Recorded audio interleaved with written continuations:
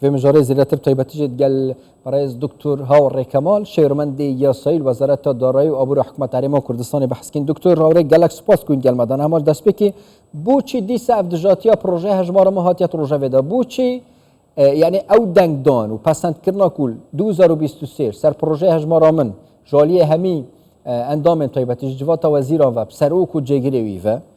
سر هاتيا دان نوكا اخف نكادي تتكرن بوچی دجاتي هي سپاس بۆ بەڕێستان ئێمە وەکو وەزارەتی دارایی و ئابووری دوێنێ بەیاننامەیەکمان بڵاوە کرد لەوێدا هەموو بابەتەکانمان باس کردووە مافی وەزارەتی دارایی و ئابووریە کە ئەو دەسەڵاتانی بەپێی دەستور دراوەتە حکوومەتی هەرێمی کوردستان و لێوێشەوە بۆ وەزارەتی دارایی و ئابووری کە چۆن ممارەسەی ئەو دەسەڵاتانە بکات ئێمە ملتەزمین بەو تەخویلە دەستوریە توانین ناوی بنین کە پێویستە هەموو ڕێکارێکی دارایی لە ڕێی وەزارەتی دارایی و ئابووری حکوومەتی هەرێمی کوردستانەوە بێت طبعاً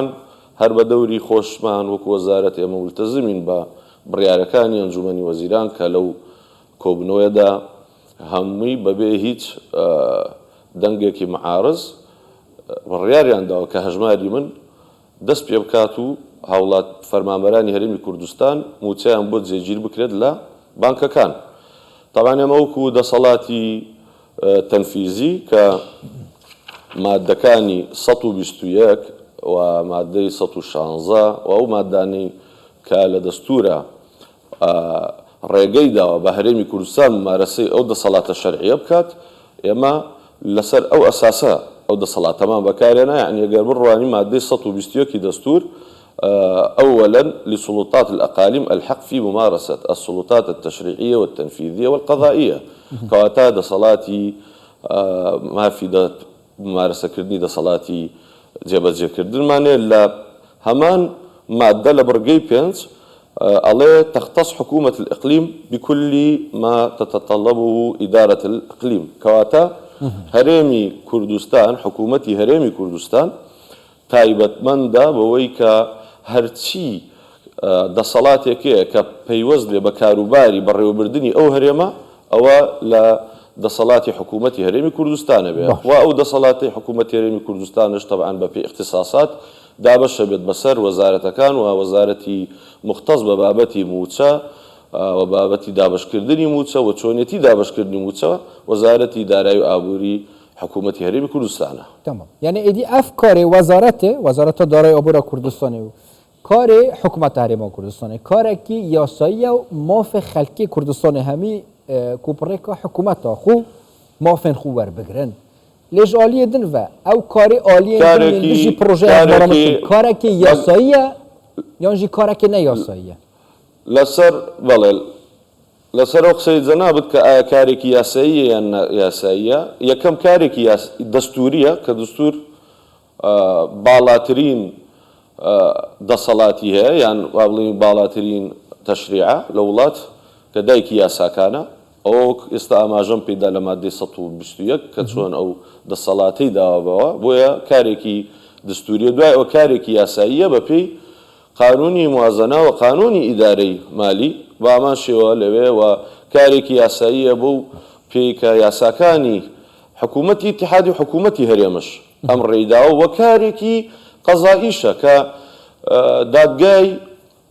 فیدرالی باڵا دووجا بڕیاریدا بڕیاری یەکەمی کە 224 ئەوە بوو لە مانگی 2 ساڵی 2024 بڕیارەکەی دەرکرد کە وەزارەتی دارایی پەیوەست کردووە بەو بابەتە کە پێویستە کاروبارەکان لە ڕێ ئەوە بێ ئەوەی کە باسی تەوتینەکا لەوێ لە ڕێی بانکەکانی تر ئەوە طبعاً دیارە بۆ ئەوەی ئەگەر هاتو حکوومەتی هەرێم امتیناعی کرد لەوەی موچەی فەرمانبەران لە بانک جێگیر بکە لە ڕێی بانکۆ بدرێ ئەو کاتە ئەوەی باس کردووە کە بێت هەر موسسەسەیەک مەسەلەن خۆی لە ڕێی خۆی بیکاجینا ئەگەر ئێمە وەکو حکوومەت وەکو وەزارەتی دارایی و ئابووری امتیناعمان نەکردووە بە پێچەوانەوە. دکتۆر هاوڕێ مەبەستیشم ئەوە بوو ئەوەی حکوومەت و ئێوە وەکو وەزارەت تکایە ئەمێوە تەواوکەم باش تکایە ئەمێ ئەگەر زەحمەت نەبێ ئەوێ تەواوکەم چکە قەراری محکەمەی ئیتیحادی لەوێ تەواو نابێت لە 21/2/2024 بەڵکو دوایەوە ئیستیزاحێکەدا ڕوونکردنەوەیەکەدا لە 3/7/2024 بە ژمارە 111 تا قاف 2024 14/05 لەم ڕوونکردنەوەیەدا باس لەواکە ئەوەی کە لەو بڕیاری پێشووتری داوێتی ئەو بانکانە چێن مەبەستی لەو بانکانەیە کە لەلایەن بانکی ناوەندی عێراقیەوە ڕێگە پێدراون و ئەو بانکانی لەناو پرۆسەی هەژماری منن هەمان ئەو بانکانن کە لە عێراق لەلایەن بانکی مرکزی بانکی ناوەندی عێراقیەوە ڕێگە پێدراون بۆیە هیچ ناغەیاساییەک نەکراوە ئەوە بەشی یەکەمی وڵامی پرسیارەکەم بەشی دووەم دکتۆر ئەوەیە حکوومەت و وەزارەت ئێوە دەیکەن کارێکی تەواو یاسایی و دەستوریە بەڵام ئەوانەی کە دژ ڕادەوەستن و هەوڵ دەدەن هەرێمی کوردستان دابەشی بکەم بەسەر دوو بەرە و سێبەرە ئەوەش کارێکی یاساییە یان کارێکی نایاساییە مەسەڵەن فۆرمیش دابەش دەکرێت بە ناوی فۆرمی تەوتین بۆ فەرمانبەران لە سلێمانی ئەمە کارێکی یاساییە بۆ نمونە من ئاماژەمدا کارە یاساییەکە ئەوەیە کە حکوومەت هەرێمی کوردستان لە ڕێی وەزارەتی دارایی و ئابووریەوە پابەندە و تایبەتمەندە بەو کارە بۆیە هەر لایەنێکی تر لە دەروی ئەم چوارچێوە کارە بکە نایاساییە وە جگە لەوەی نایاساییە ئەتوانین بڵین پراکتیکیە ناعەمەلیە لەبەرەوەی لە ڕووی کردارەوە ناکرێت چکە ئەو بانکانەی بەسەرەن بانکی ڕەشید و ڕافیدەینوانە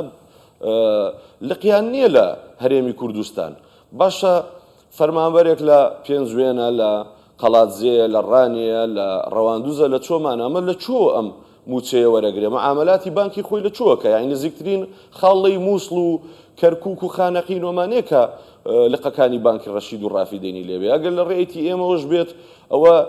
هینێکی زۆری دێتە سەر عمولەیەکی زۆری دێتە سەر بۆیە نەخێرەمە وەکوتم نەیاساییە و ناکردارێکیە و ناچێتە بواری ئێوە وەکو وەزارەت چی دەکەن بۆ ئەوەی خەڵک نەکەوتەوە ناو ئەو کارە نایاسەیە کە کۆتایی بە زەرەر بۆیان بگەڕێتەوە یانێ چی دەکەن چکە ئەم بەرپرسیارە تێ لەسەر وەزارەتان حکوومەتی خەڵکە خۆیان بە بەشێکین هەر خەڵکین و کاروباری حکوومەتە بینە ڕێوە و فەرمانبەرانش خۆیان بەشێکی ڕئیسین لە حکوومەت یعنی دڵنیایە نەکەینەوە کە هەر شتێک لە ڕێی دەستگا فەرمیەکانی حکوومەتەوە نەبوو لە ڕێی وەزارەتی دارایی و ئابووریەوە نەبوو ئەوە پابەندی نەبن کارێکی یاسایی نییە و لە مافەکانیان بابێ بەش نەکرێن ئێمە هەموو مافێکمان بەڕێی قانون و بەڕێی ئەو ماوەیە کە چۆن لەگەڵ عێراق ڕێککەوتوینە تا سەری ساڵ ئەم بابەتانە هەمووی تەواو بکەین لیستی موچە و UPN و هەمووی کۆتایی پێبێنین و ئەو متەتەڵەباتی بۆ جێبەجێکین و بۆی فەرمانبەرانی هەرێمی کوردستان بە ئاسوودەیی و وەکو هەموو هاوڵاتیەکی تر لە پارێزگاکانی تر بتوانێت موچەی خۆی بە بڕ و لە هەمان کاتی خۆیدا وەربگرێت. گەلەک سوپاس دکتۆر هاوڕێ کەماڵ شێرمەندەی یاسایی وەزارەتە دارایی و ئابووری حکوومەت هەرێمی کوردستانی پاوەکە ڕاستەخۆش هەولێرە دیالمەدا بوون سوپاس بووە.